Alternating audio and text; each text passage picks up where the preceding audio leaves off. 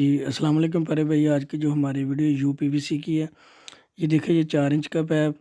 उसके अलावा ये हमारा 5 इंच का पैप है। ये देखें, ये 4 इंच का और 5 इंच का। 5 इंच का जो पैप है हमारा मेन होदी से बाहर की तरफ हमने करना इसकी सप्लाई को। ये दो पैप हमारे 4 इंच के, ये हमारा ड्रेन पानी का, ये एक हमारा सीट और एक कमोड का है।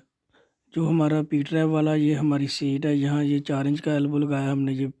ये कमोड का, ये हमारा 4 इंच का पैप है। ये देखिए, ये हमने होदी की तरफ करना है। ये हमारा ओपन एरिया, ये ओपन एरिया का पैप है। ये देखें, यहाँ पर हमने ये होदी बनाई है।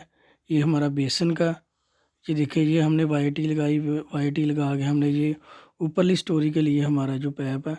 ये हमारा वाशरूम की जो यूपीवीसी की फिटिंग है उसकी वीडियो ये हमने आपको दी है। ये देखिए, आप इसको देखकर आप काम कर सकते हैं। इसमें आपको मालूमात मिलेगी हमने कौन कौन सी चीज़ें लगाई। जब हमने यूपीवीसी का काम करना होता है तो हम बहुत कम चीज़ें लगाते हैं। ये देखें, आज की जो हमारी वीडियो